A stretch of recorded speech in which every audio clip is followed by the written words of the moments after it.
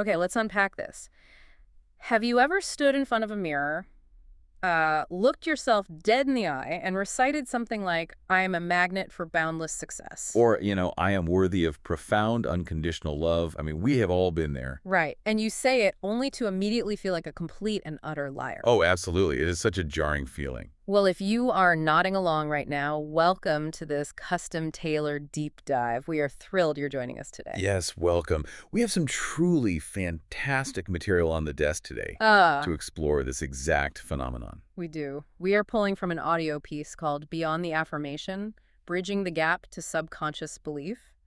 And alongside that, we have some rigorous psychological analysis from an article titled The Psychology of Disbelieving Affirmations, the Real Reason You Don't Believe Your Affirmations. Which is a great title, honestly, because it gets right to the point. It really does. So our mission today is to figure out why forcing positive thinking so often backfires.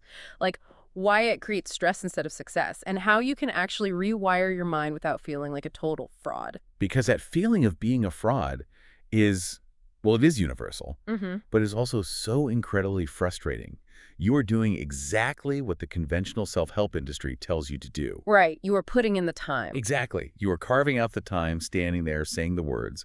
But instead of a surge of empowerment, your entire nervous system essentially rejects the data. Yeah, it is a deeply physical reaction, and the source material has this great term for it. They call it the wince. Ah, yes, the winch. It is that internal visceral cringe where, your mouth is forming these grand positive words, but your chest tightens, your stomach just drops. Like your brain is violently pushing back against the statement. Exactly.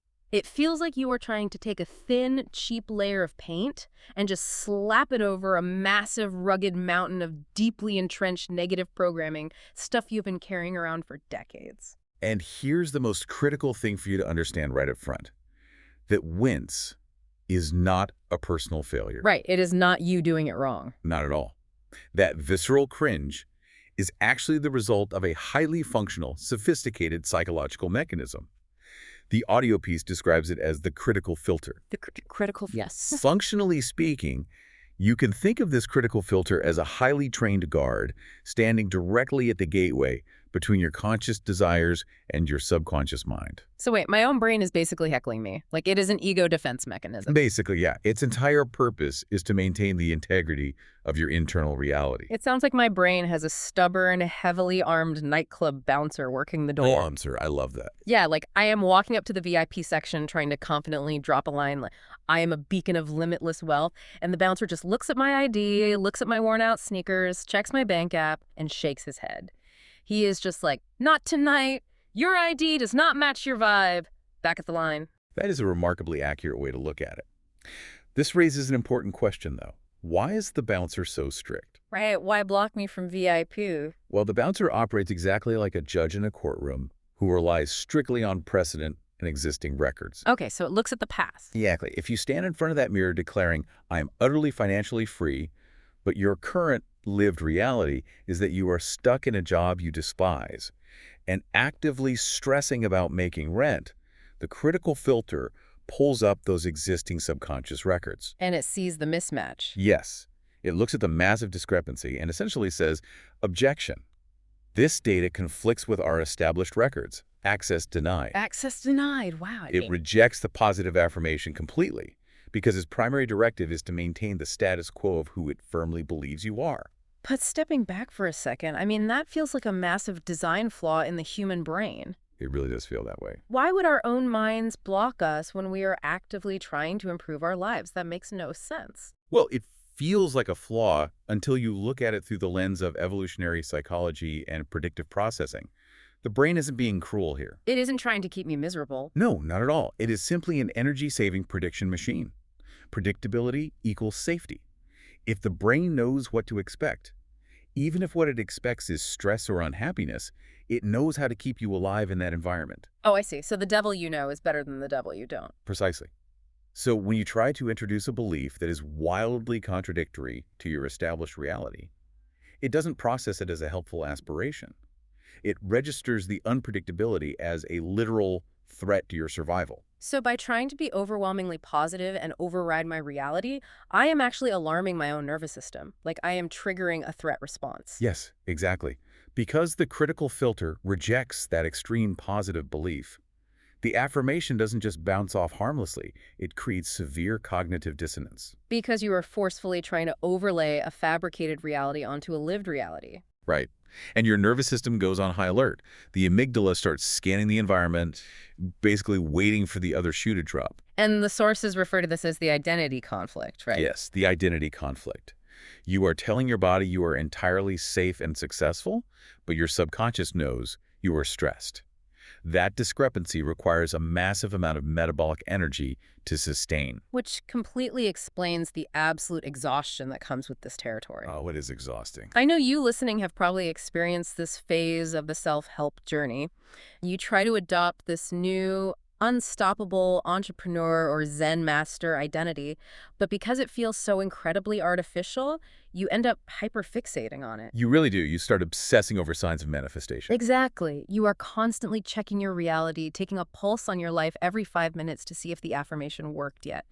The hypervigilance alone generates just an enormous amount of stress. And that is because brute forcing affirmations is fundamentally a misunderstanding of how subconscious programming actually works. Okay, so how does it work? The sources break down what we can call the math of manifestation. And the core principle here is that manifestation, or rather deep neural rewiring, is emotional. It is not logical. Now, wait, here's where it gets really interesting. Because logic tells me that neuroplasticity relies on repetition. Habit building is entirely based on repetition, right? Repetition is a factor, yes. So if I say something enough times, shouldn't it eventually carve out a new neural pathway? Well, let's look at the actual math of your day and the emotional valence attached to those repetitions. Okay, walk me through the math. Let's say you wake up and spend 5 focused minutes vigorously repeating an affirmation in the mirror. You say, "I am incredibly successful," 50 times. Logically, you think you've put in the work. Right, I did my morning routine. I'm good. Exactly. But then you spend the other 16 waking hours of the day passively but deeply criticizing yourself. Yeah. You drop your coffee and a voice in your head says, "I'm such a mess." Oh, yeah. Or you get a terse email from a client and immediately think, I'm definitely losing this contract. I ruin everything. Exactly. The math simply does not add up. Because the emotional weight of the negative moments is so much heavier. Yes. 50 forced, emotionally hollow, positive repetitions cannot possibly outweigh 16 hours of deep-seated, highly charged negative self-talk. The nervous system just doesn't believe those 50 repetitions. It doesn't, because it doesn't feel safe enough to let that news story in. The overwhelming emotional and physiological weight is entirely anchored on the negative side. Emotional intensity dictates how strongly a memory or belief is consolidated in the brain. Okay, but what if I double down? Like, if repetition is how the brain learns, shouldn't forcing the words eventually work like a brute force computer hack? A brute force hack. Yeah, when a hacker just sets a script to hammer a login screen with thousands of passwords a second until the system finally gives up and breaks open. If I just keep hammering the affirmation, won't the critical filter eventually crash and let me in? It's a compelling analogy, but the human mind is an organic ecosystem. It is not a digital machine with a finite login limit. So I can't just hack it. No, you cannot hack it with a brute force script because of a fundamental principle in neuroscience called Hebb's law. Hebb's law. Neurons that fire together, wire together. Right? Exactly. So when you try to force an affirmation that you fundamentally do not believe, what actually happens in your body? Well, I wince, like we talked about earlier. Right, you wince, you feel the tension. So every single time you repeat, "I am a millionaire," and your brain aggressively winces, you are not wiring the belief of wealth. Wait, what am I wiring then? You are actively myelinating and strengthening the neural pathway of the wince itself. Oh, wow. That is wild. Yes. So I am basically practicing the feeling of being a fraud, and I am getting better at it with every single repetition. That is exactly what is happening. I am just making the bouncer at the club stronger and more annoyed every time I walk up to the door. You are putting your nervous system in a perpetual, exhausting state of defense. You are fortifying the exact wall you are trying to tear down. Okay, so if the firewall just gets stronger every time we try to brute force a positive thought, we are basically trapped. It can definitely feel that way. How do we bypass a system that's literally designed to lock us into our current identity? Because we still want to change. We still want to get out of the negative loops. We just need a way to do it without setting off the alarms in the amygdala. This is where we need a complete paradigm shift in how we approach reprogramming. Okay, what's the shift? If you can't overpower the guard at the gate, you have to lower the stakes so the guard doesn't perceive you as a threat. You have to achieve neutrality. Neutrality. Let's get into the mechanics of this, because the sources mention a concept here called the bioenergy code. Yes, the bioenergy code. What really caught my eye is that it totally shifts the focus away from verbal gymnastics. It is not about finding the perfect sequence of positive words to trick your brain. It is about clearing what the audio piece calls subconscious sludge. Subconscious sludge, yes. But what does that actually look like in practice? I mean, how do you physically clear sludge from your subconscious? It requires recognizing that psychological resistance isn't just an abstract thought floating in your head. It is physically held as tension in your body. Like the tight chest or the shallow breathing we talked about. Exactly. That sludge is the accumulated physiological stress of living in that constant identity conflict. When you try to force an affirmation, you physically tense up, your breathing gets shallow, your shoulders rise. So what does the bioenergy code approach tell us to do? It involves pausing the verbal affirmation entirely. Just stop saying it. Stop saying it.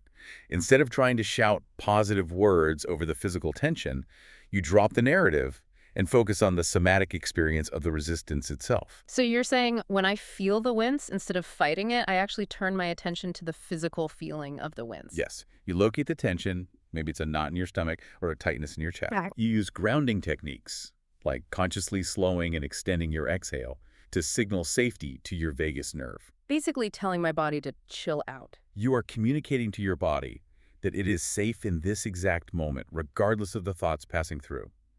You are helping the nervous system settle down first, before ever introducing a new concept. You are getting the guard to take his hand off his weapon. Precisely.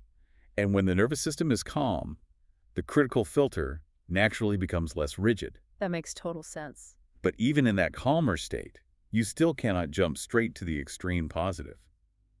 This is where the sources introduce the believability scale, which is arguably the most vital tool in this entire deep dive. Yeah, I am looking at this believability scale, and I have to admit, I was highly skeptical at first. Oh, really? Why is that? Well, it requires you to step down the intensity of your affirmation until you find a statement that your brain does not immediately reject. So, if my goal is to have unshakable self-esteem, but the affirmation, I am beautiful and I love myself completely, triggers the wince. I mean, the scale says I need to move down. Right, you sail down. So I might try. I am learning to like myself. And if that still causes a wince, I step down again to a neutral truth. Like, I am working on accepting me as I am, or even just today I am okay. Correct. You scale down until the internal resistance drops to absolute zero. But honestly, stepping all the way down to I am okay feels like a massive compromise. I hear that a lot. It feels like I'm giving up on the ambition entirely. If I want to be wildly successful and deeply fulfilled, how is settling for I am okay going to get me there? It feels like a compromise because we've been conditioned to believe that transformation requires these massive, violent leaps. Right, the whole zero to hero mentality. Exactly. But think of it like deep sea diving. Okay, I'm listening. If you are at the bottom of the ocean, surrounded by the heavy, crushing pressure of decades of negative programming, you cannot just shoot straight to the sunlit surface. Because you'll get the bends. Exactly, you get the bends. Your system will go into shock and violently reject the transition. You have to make decompression stops along the way to let your body acclimate to the changing pressure. Oh, wow. The believability scale is your series of psychological decompression stops. That paints such a clear picture. You can't survive the pressure change without the stops. You really can't. Yeah. And what's fascinating here is that today, I am okay, isn't a life sentence of mediocrity. It is a decompression stop. Neutrality is the bridge. It's like physical therapy. You don't start your recovery by bench pressing 500 pounds. You start with an empty bar. That is a great analogy. Er. We often view neutrality as settling, but from a neurological standpoint, neutrality is the only environment where genuine neuroplasticity can occur without resistance. Because the liar alarm isn't going off? Exactly. By stating a truth that your brain accepts without a fight, you don't trigger the alarm. And more importantly, by stopping the internal tug-of-war, you are finally allowing those deeply entrenched old neural pathways of negative thinking to just rest. You are literally starving the old pathways, because if you aren't fighting the negativity, you aren't feeding it with your emotional energy. That is the crux of it. When you aren't generating anxiety by forcing a fake positive, your amygdala can finally power down. And does repetition play a role here at all? It does. This is where repetition comes back into the picture, but in a functional, healthy way. Repetition still matters, but it becomes about persistence over immediate perfection. So I don't need to magically believe the end goal right now. No, you don't have to fully believe the end goal affirmation right now, but by consistently practicing neutrality, by repeating, I am okay, or I am open to the possibility of change while maintaining physical calmness, you build what the sources call emotional trust. Emotional trust. That sounds like shifting the relationship you have with your own mind from an adversary to an ally. It really is. It's letting go of the aggressive timeline and trusting that the deeper rewiring will happen once the system feels safe enough to allow it. Precisely. You have to cultivate safety first. So let's bring this right down to the practical level for you, the listener. What does this all mean for the listener when they wake up tomorrow morning? Like, what is the actionable takeaway here? The primary takeaway is that letting go of the forced positivity isn't giving up. It is a tactical retreat. Giving yourself permission to just stop fighting is actually the most active, effective step you can take toward deep subconscious change. So tomorrow morning, what is the goal? When you wake up tomorrow, your goal isn't to frantically convince yourself that your life is perfect or that you are a billionaire. Yeah. Your only goal is to not trigger your own defense mechanisms. Keep the bouncer calm. Keep him calm. You find the truest, most neutral statement you can comfortably hold, and you breathe into the safety of that statement. I want you to really let that sink in. You do not need to do these exhausting mental gymnastics anymore. You do not have to force yourself to jump straight from wherever you are right now into a totally synthesized reality just because some motivational speaker told you to. It is so freeing when you finally realize that. If you are exhausted from trying to aggressively manifest your way out of your current life, it is totally okay to just stop. It is okay to just listen to the rain outside your window, center yourself in your body, and embrace the neutral truth. Just find that baseline. Right. You can look in the mirror tomorrow and just say, today I am okay. And you can rest in the knowledge that simply by not fighting yourself, by starving those old pathways of friction, you are already doing the deepest work possible. That is beautifully said. And as you step away from this deep dive today, I want to leave you with a final thought to mull over on your own. Oh, please do. We've spent a lot of time analyzing how your brain's critical filter is perfectly designed to protect your current identity, even if that identity is uncomfortable or painful. It relies on the rules it knows to keep you safe from the unknown. Right. The energy-saving prediction machine. Yes. Yes. So consider this. Maybe your intense resistance to positive affirmations isn't a sign that you are failing at self-improvement or that your mind is broken. What is it then? Maybe that wince is actually profound proof that your mind's self-preservation system is working flawlessly. It is fiercely guarding you with the only tools it has. Wow. That completely changes the perspective. It really does. So what would happen if, instead of viewing that guard at the gate as an enemy to be defeated, you actually took a moment to thank it for trying so hard to keep you safe?